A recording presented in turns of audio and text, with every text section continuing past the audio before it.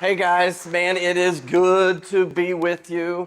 I feel bad for the camera guy today because I don't stay in one spot, and this guy, he's gonna be exhausted by the time we're done. And then you guys are way out there, so I'm gonna probably come out there to you because I feel like you're an ocean away. You guys doing okay? How many came by the booth? The booth at the, okay, great, awesome. So some of this, you'll start to understand some of the things we looked at the booth. We're also, I'm just gonna throw it out there at the beginning, we're doing a competition between the three areas. That's shop and offices and what's the other?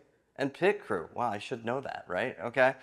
Those three groups, which, how many are from the shop?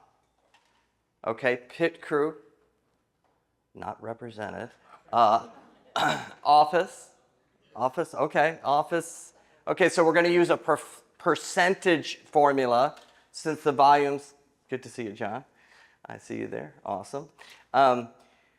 Since the volumes are different, we're gonna use a percentage, and over the next 6 pieces of the masterclass, those people that attend, we're gonna be getting an attendance. The highest percentage group is going to get 2 months of the Inner Armor core training right in your area, where you'll be able to access all the breathing technology and everything at a kiosk.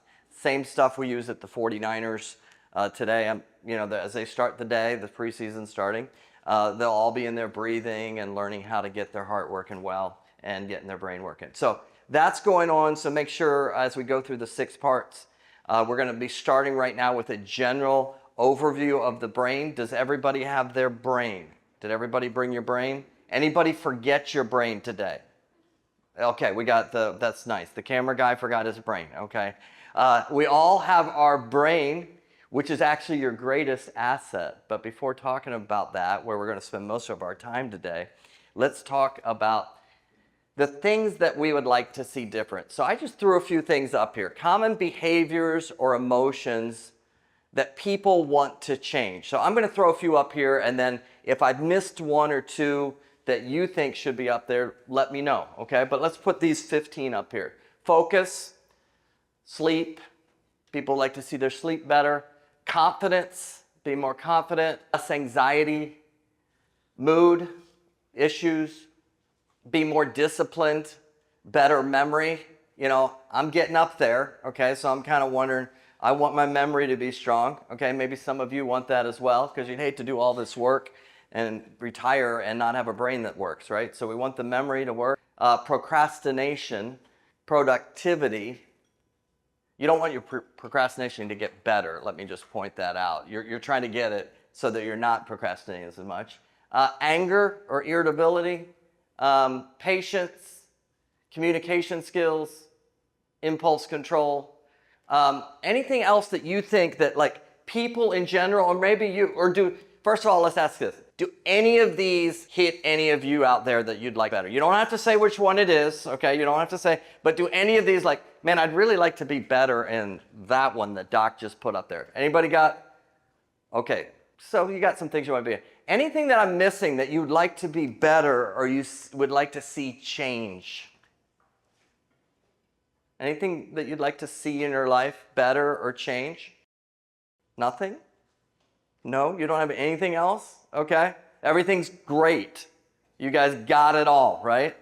No, there's no other behavior or emotion you'd like to see better or change. Okay. No worries, no problem, but think about it as you go. Actually, we'd like our no worries to get better, right? Okay, so let's start with this. Attention is up there. We're going to reframe how we look at this stuff, okay? Because you go into your doctor's office and you got a sleep problem, they're focusing on sleep. And what do they typically do if you've had this sleep problem for a while? Maybe order a sleep study, maybe you wear a CPAP, but what's something else they might do if you got a sleep problem? They might, give you a medicine. Hey, let's get some Lunesta going, let's get some Ambien going, some Trazodone, right? And they're trying to make a chemical change in your brain, but are they teaching you to sleep differently?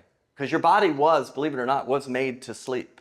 You were a human that sleeps at night and awake during the day. So why is that not working? And the fact that that's not working, you guys are familiar with dashboards, right? That means the dashboard, there's a light on it, and if I had a warning light come on, which not sleeping is a warning light, I have that warning light come on, and I take it to the shop, and the shop says, "Hey doc, we got it fixed." I'm like, "Oh great, thanks guys." So I start pulling away, and I look down at the dashboard, and there's a piece of duct tape over top of the warning light, right? I know you guys don't do that kind of stuff, but could you imagine? Like, would anybody be a little upset about that? Like, I just spent $633.26, and you put a piece of duct tape over the warning light, right? You wouldn't be a happy camper, would you? No. Because what is it that you want the shop or the mechanic to do? What do you want them to do? Fix it. Check the engine means check the engine, right? That's pretty basic. It says it right there, and you put a light over, or put a piece of duct tape over the light. Much of our medicine, unfortunately, today is duct tape medicine. You're not sleeping, but why aren't you sleeping? And is that the first indicator of a blood sugar problem? Is it the first indicator of a potential memory problem? Because you're not getting into REM sleep and you're not forming memories. And you don't want the duct tape to be the final answer. I'm not opposed to medicine, but I am opposed to not looking at the brain. John mentioned I'm a pediatric neuropsychologist originally. I've been doing this for about 32 years. About 20 years ago, started to expand what we do.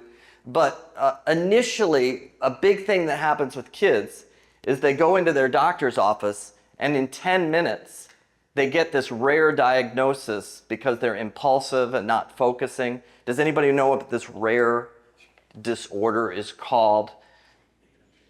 ADD, right? You ever heard of that disorder? You know, in 1990, it was 1 out of 30 kids that had ADHD. Now it's 1 out of 7. And if you're a low-income male, it's 1 out of 3. Now, how does being a low-income male decrease your neurological potential? I don't know, but that doesn't make sense to me, right? And how did we go? What would you call something that went from 1 in 30 in the population to 1 in 7? You would call that an epidemic, right? We just went through one a few years ago. We would be concerned about that. But what happens is nobody's looking at the brain.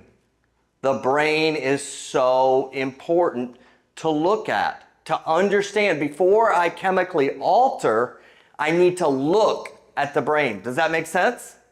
You all guys hear me on that? We got to look, and you got to start asking those questions. Well, wait a minute. I get that the last 4 people that came in had a sleep problem, got their Ambien, but I'm different than the next guy. Like, what's your name here? Sean, and your name is? Chris. Sean and Chris come in. They both got a sleep problem. He's the 9 o'clock, he's the 9:15. That's about how fast it is. They both walk out the door with their Ambien for their sleep problem. The problem is from the beginning of time until the end of time, that's a long time, there will never be a brain like Sean's. Ever. Beginning of time, there might be a lot of people called Chris, but there will never be a brain like Chris. Do you get that? You are fearfully and wonderfully made. You are unique. You're not just a diagnosis, okay? And one of the things I really want you to take away is how wonderful the human brain is. When we look at all these behaviors, we get stuck downstream. You're going to hear me talk about this a lot. Downstream, what's going on, right?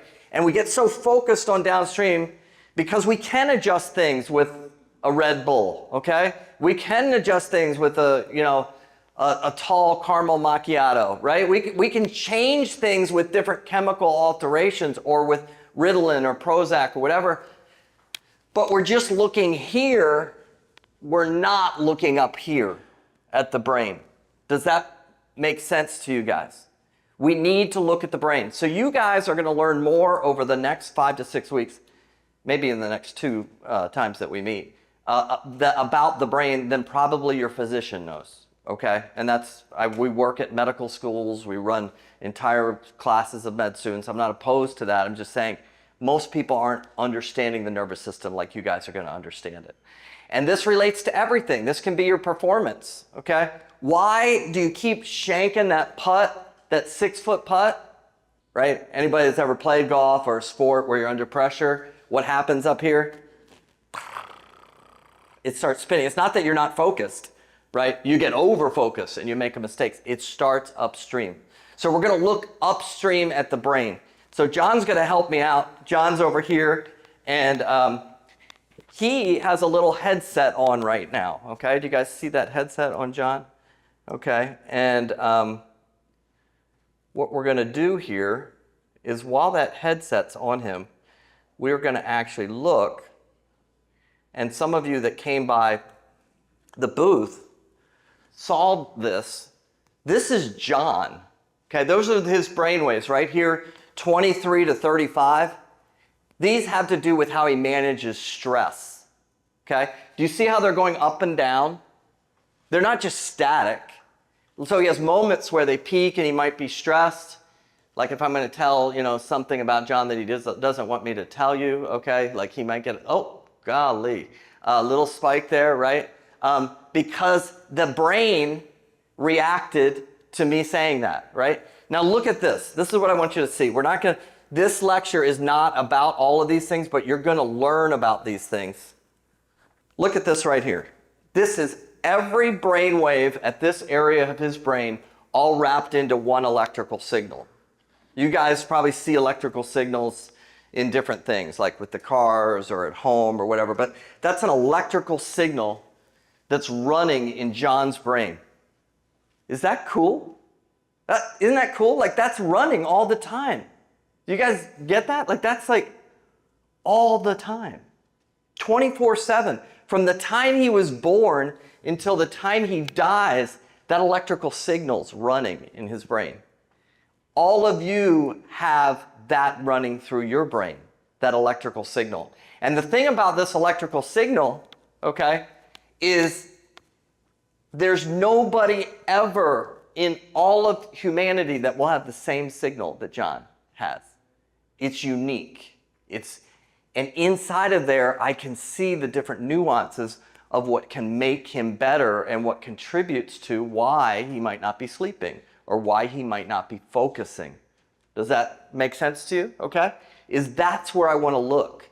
And when you do a chemical, it adjusts those, but it doesn't fix those patterns. And we're going to talk about how we fix those. But let me ask you this question, okay? Let's try to interact a little bit here, okay? That electrical signal is going on, and I understand if I go over to the light socket there and I test the signal and I would see electricity. Like I would say, okay, I get that. That's coming from some power plant, maybe even right here, right? Coming from some power plant through an electrical grid system, and then it goes into that and I get electricity, right? That's still amazing, but I sort of understand that, right? John isn't plugged into anything, right? Do you see? I mean, I don't think he's got a cord plugged to him, right? John is just sitting over there and his brain has made electrical current. How is John, and what's your name? Tina. How is Tina, and your name? Bruce. How are they making electricity right now?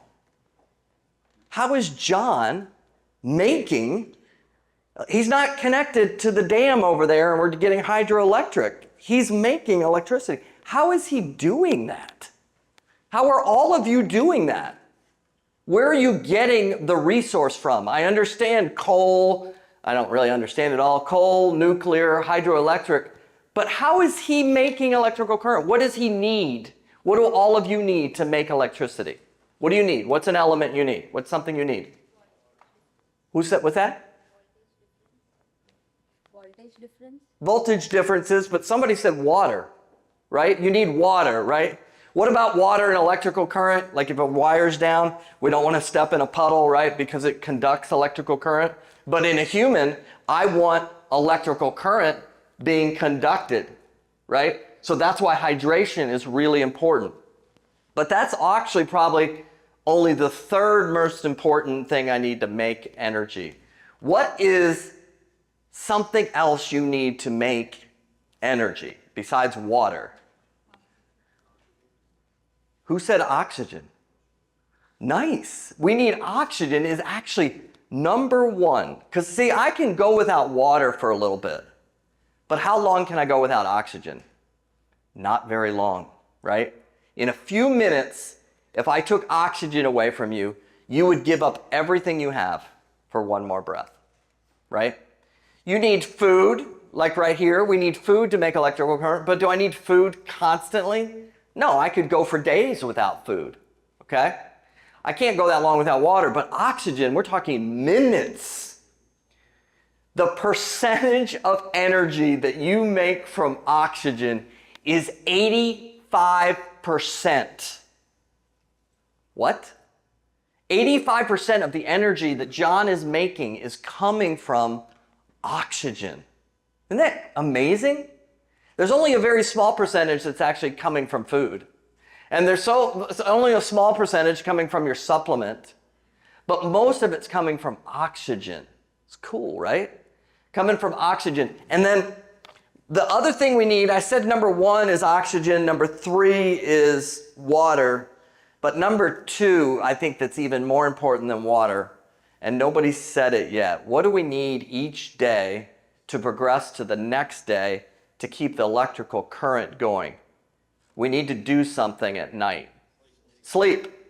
And sleep is so important, but yet many times we can adapt to bad sleep cycles.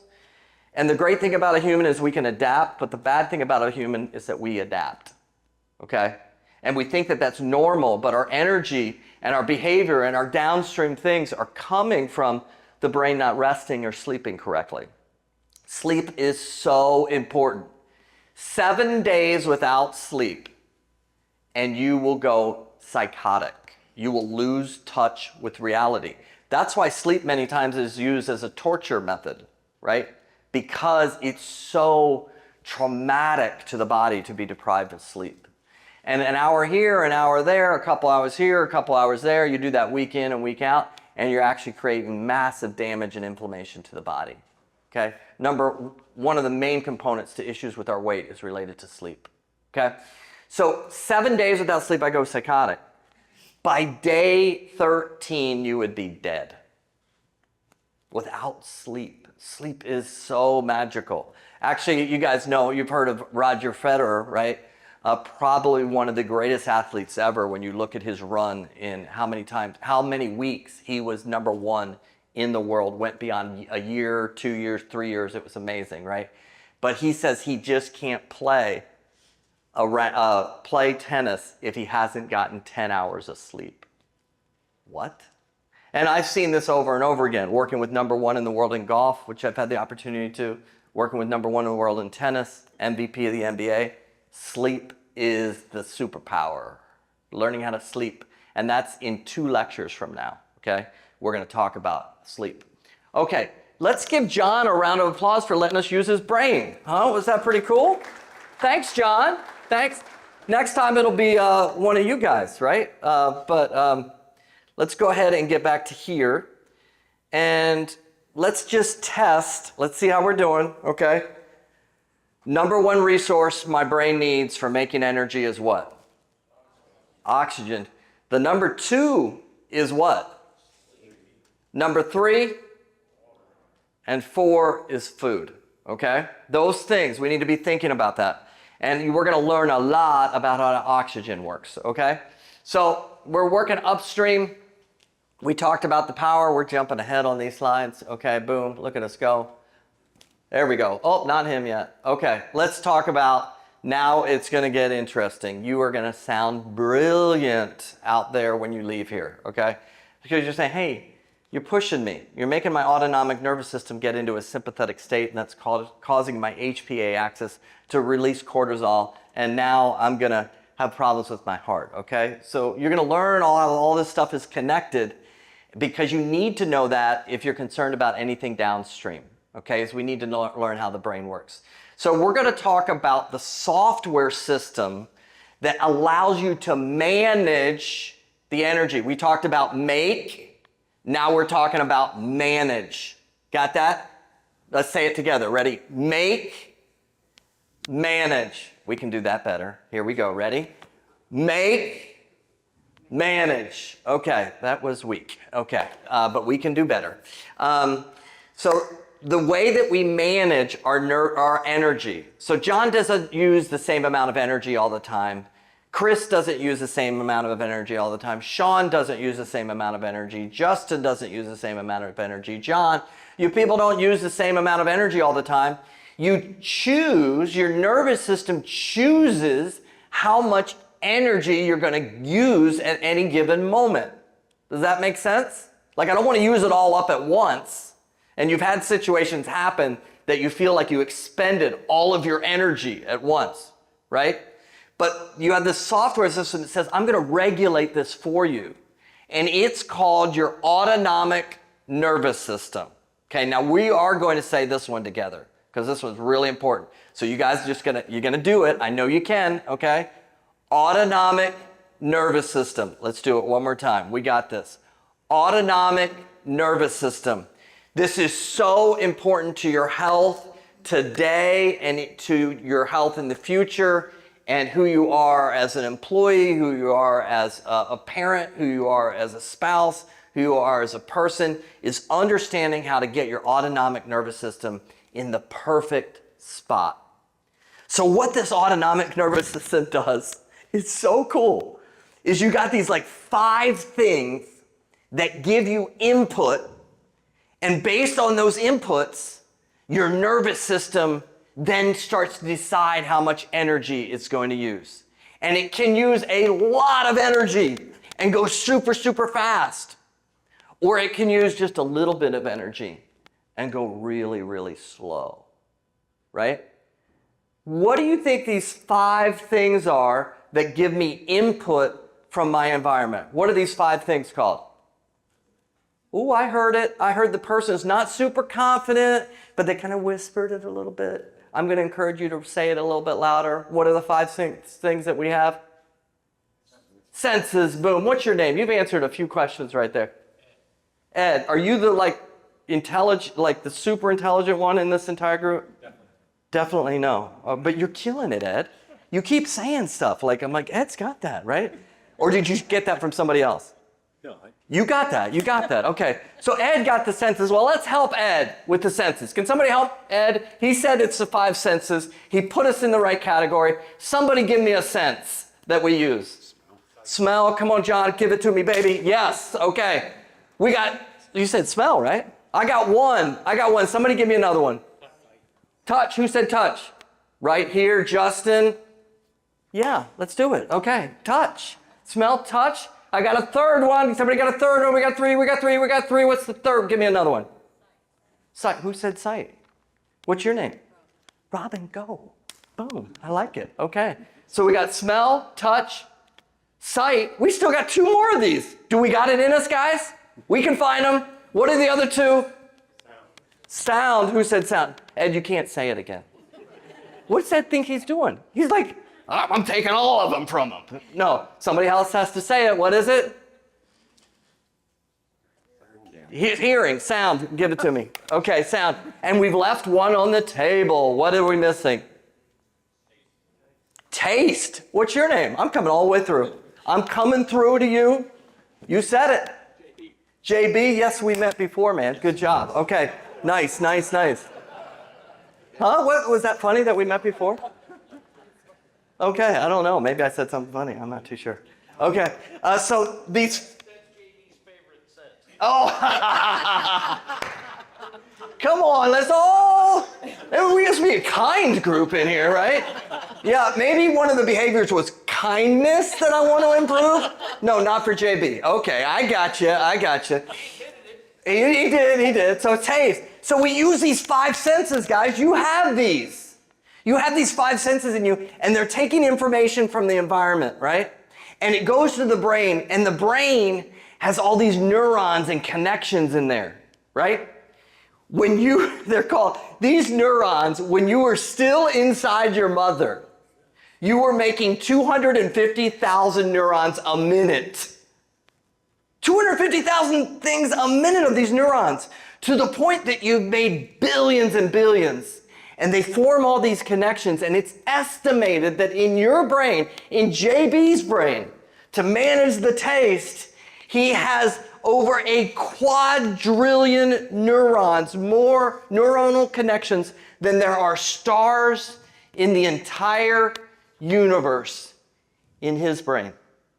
And that brain is taking those 5 senses, and in 1 second, you do 100,000 chemical reactions. And so these 5 senses in this fantastic thing called the brain, I love this thing. It's the coolest, man. It's the most amazing thing in the universe. This is you. It takes the 5 senses, takes them in, and then it decides how fast I'm going to use the electrical current. Okay? And when it does, we have different things happen. So I need a volunteer. Who's going to come up? Come on, you guys got it. Come on, don't be that way. I need a volunteer. Somebody come up. Oh, not me. I'm too tired. Well, then you should be listening to the lecture. Okay. I'm going to take I think I heard intern. Right? Did I hear intern? What's your name? Braden? Yep. Okay. How's the internship going? I'm enjoying it. Good. Everybody being nice to you? Yeah. Teaching you stuff? Most of the time. Okay. Come on up, Brandon. Brandon? Braden. Okay. So Braden's going to help me out here. I'm going to put this right here. Now, guys, this is a map. I mean, I know some of you guys are good with your hands, okay? And you make it. But this thing is an unbelievable masterpiece that I've made, okay? It's so good that when I went to put it up, it kept falling down, so I've had to lean it against this, right? I need somebody in the welding area to help me make a better one of these at some point. I'll actually pay you for it. Okay. But Braden, I might do that 4 or 5 times. I'm going to have you come over here. Hold this right here. And don't let it go. Keep it balanced. Okay. So keep it level. Okay. They'll tell you if it's not level. Okay. So that is going to be his nervous system. That's Braden's nervous system. And his nervous system has the ability to tilt down. Give me some room. Let me go down. Okay, tilt down. Or it can tilt up. Okay. And it has the ability to flex. Keep it balanced. Okay. So we have different things that cause us to go into sympathetic, which is fight, flight, fright. So I take my 5 senses, I go over here, and down at the bottom of the stairs, I see this guy, except he's a real live one. Okay? And because I use my senses, I see, I hear, maybe smell. I don't think I taste him, okay? But I use my senses. Because I see this guy, I go into sympathetic, fight, flight, fright. Does that make sense? Fast. And I'm going to take that energy that John's been making, and I'm going to accelerate it forward, and I'm going to go fast. And it's going to make me be able to run from this lion. And this is how it works. Where did my brain go, Braden? I put it someplace. Here it is. It's behind you. Okay. So my brain starts going fast, the electrical current, and then it sends a chemical to this thing called my hypothalamus down here. Okay? You are amazing. Okay. It sends it to the hypothalamus, and then that releases a chemical to something called your pituitary gland, which is right down in there. This is all happening in milliseconds when my 5 senses perceive the lion. And then from there, it goes down to my adrenal glands. That's called the HPA axis, hypothalamus, pituitary, adrenal. And all of a sudden, my adrenal glands release what? Who said it? See, you just kind of mumbled it. Just yell it. Are you going after JB, and you can't yell it? What does it release? Adrenaline. You got adrenaline, baby. Come on, give it to me. Yes. Okay.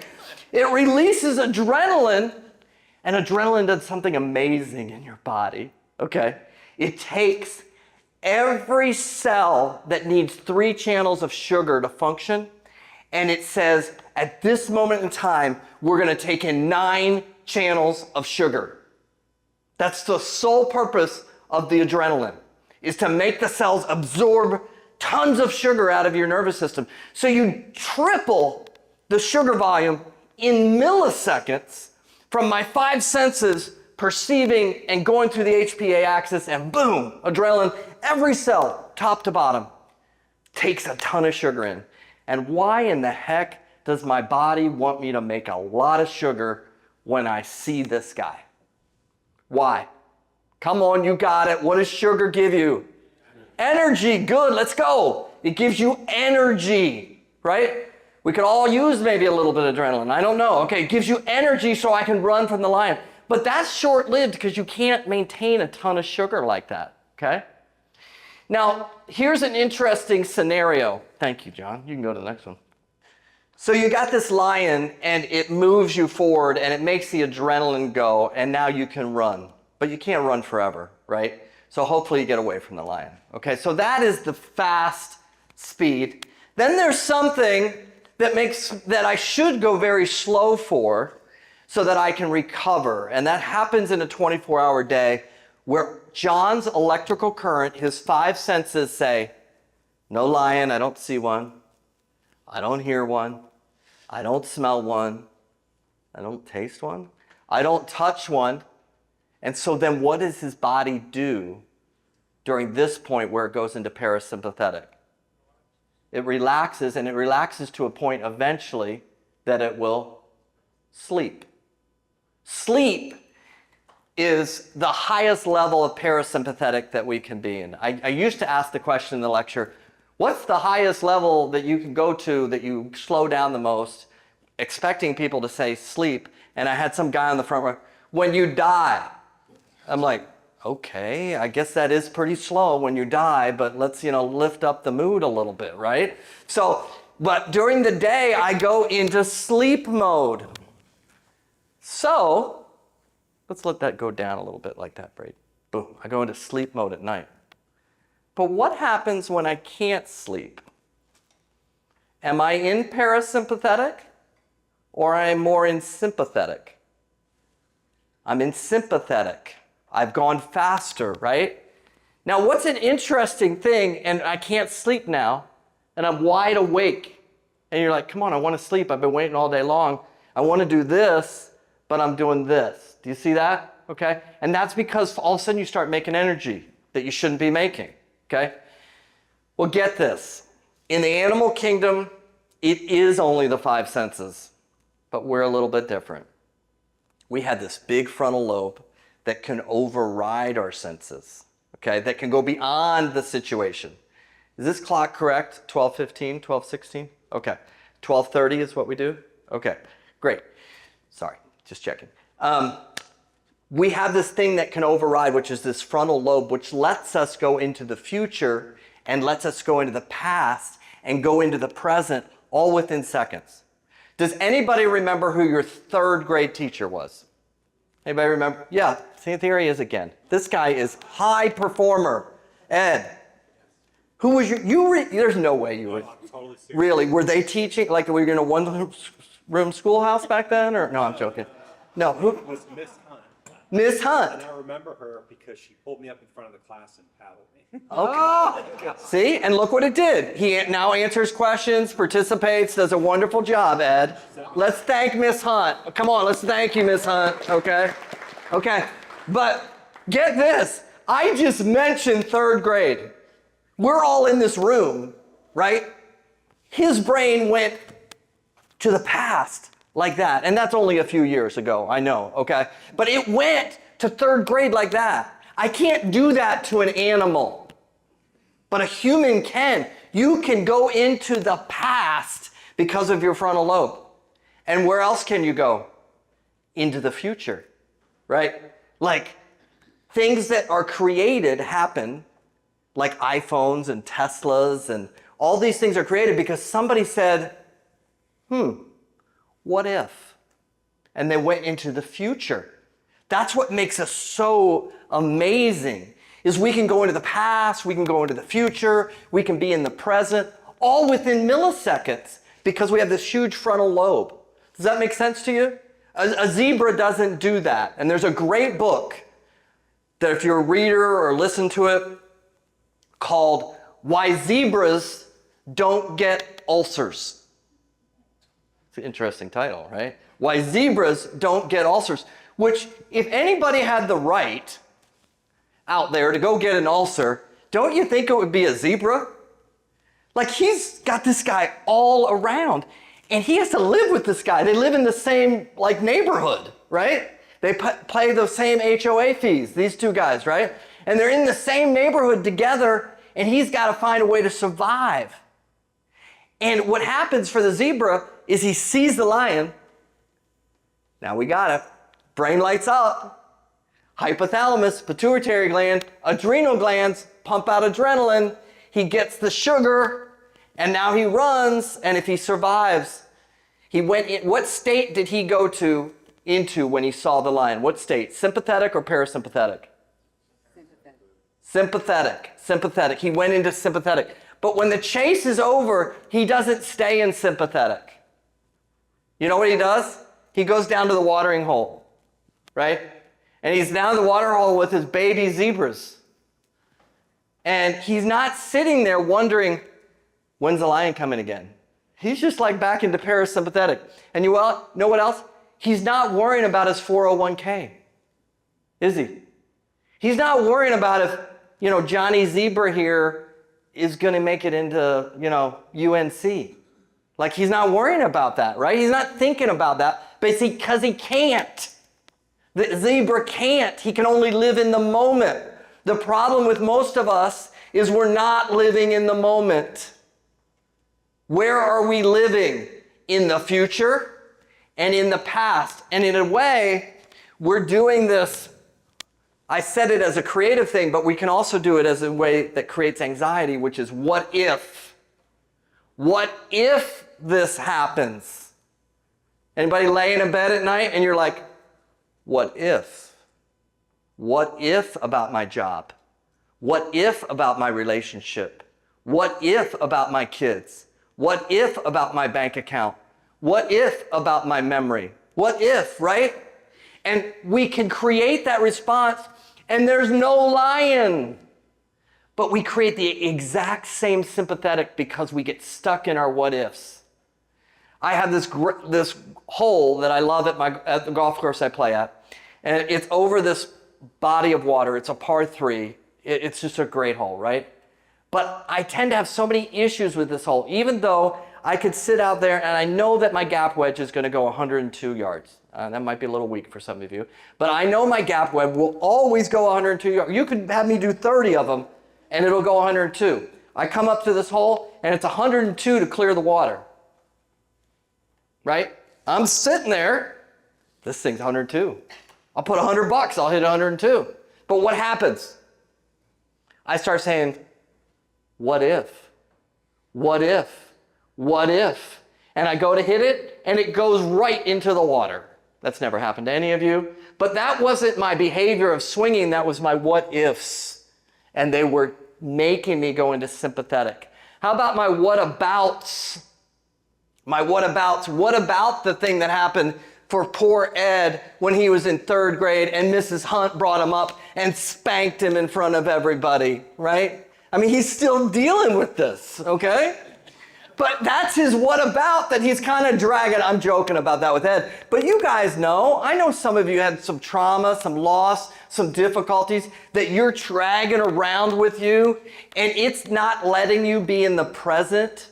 And you're interacting with somebody, and they're like, is that guy even listening to me?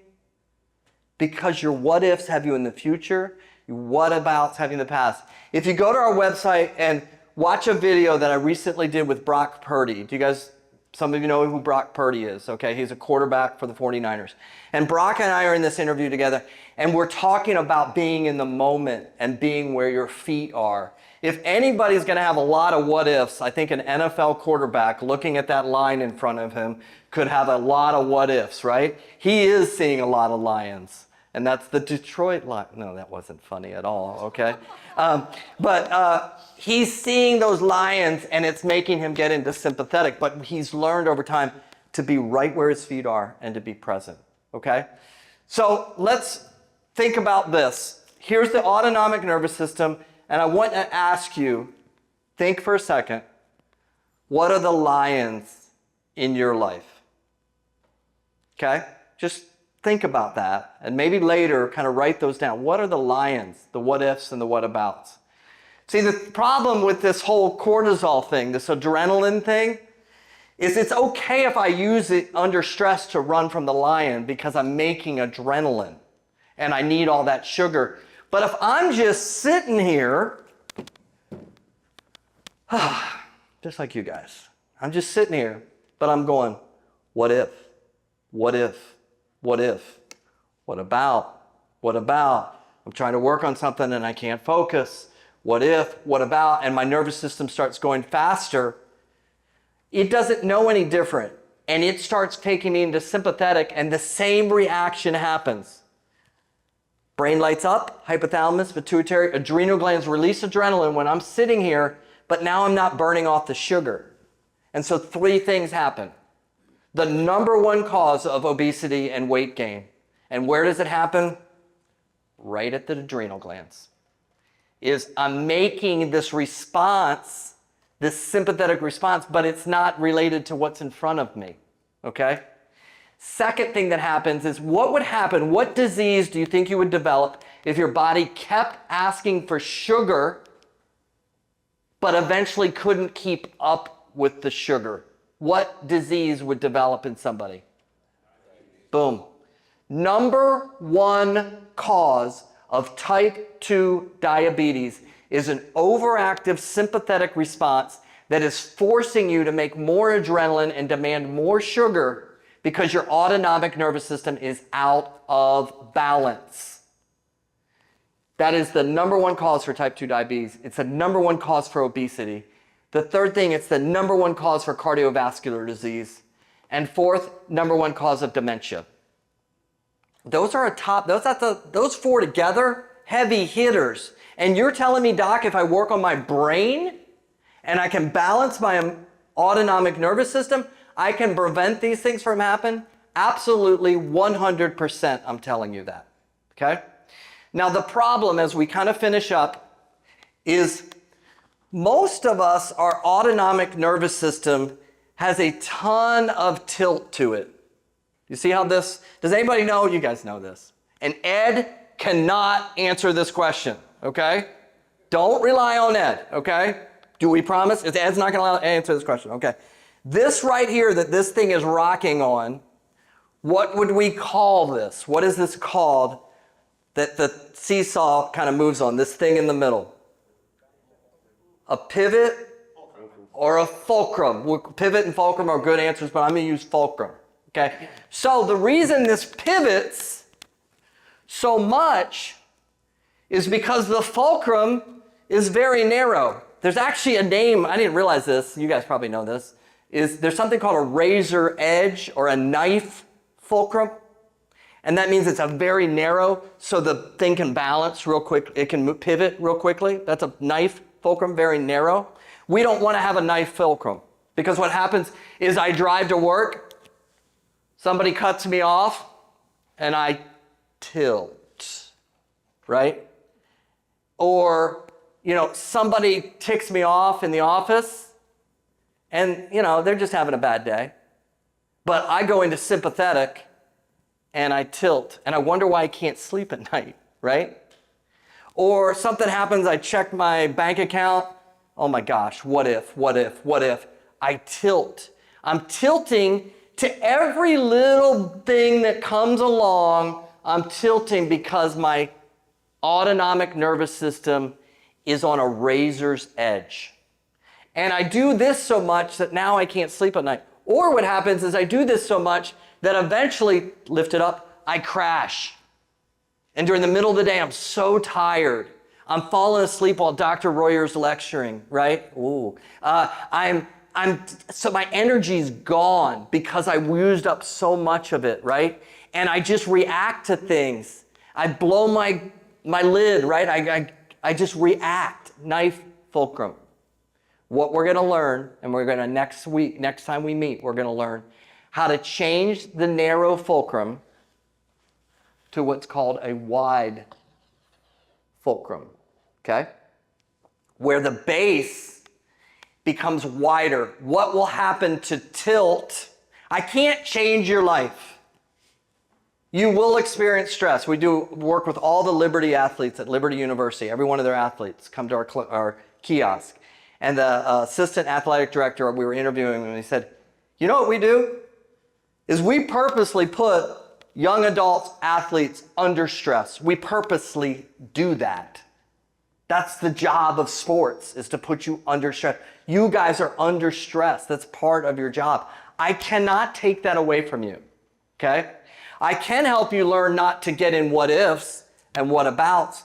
But the other thing I can do that we're going to work on, and we're going to learn about this next time, okay, is what's our number, I'm going to test you, what's our number one resource for making energy?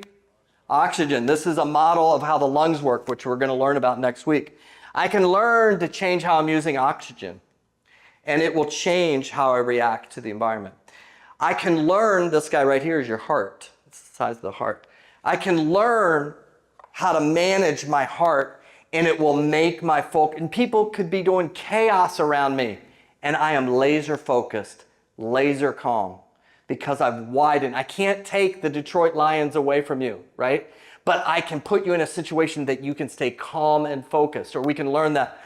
And then the third thing that builds your fulcrum base is how to manage the brain, which we're going to learn about next time, okay? So a couple things. Questions to ask that I want you to ask yourself is, what are the lions? What are the lions, okay? Am I living in what if, what about? I want you to do this exercise for me, okay? Take a normal moment in your day and say, how much of my time right now is in the present? We have 100%. Am I 30% what if, 30% what about, and 40% here? Where are you? Kind of ask yourself, am I in the moment, or am I in the what ifs and the what abouts, okay? And then I want you to start asking questions about why these things are happening in your life, or things that you want to get better. And think of the first place I'm going to look at is my brain, and understand my brain. Last thing, the most amazing thing on this planet is your brain.